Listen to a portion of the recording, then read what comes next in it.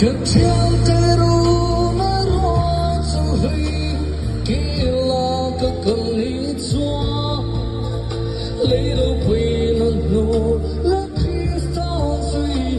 Phê choa alone dinga Amit tui atlae Masalong na falling Mitang titan nuhana Krista taratona Insir na kanay laveti Thang thang hey ti siya Mitui thang chung pute Lindakin an ang nang chui Bu chi chong pui ma se An bu pan kengin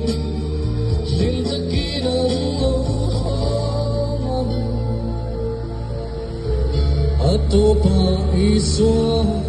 Lindakin an tok liang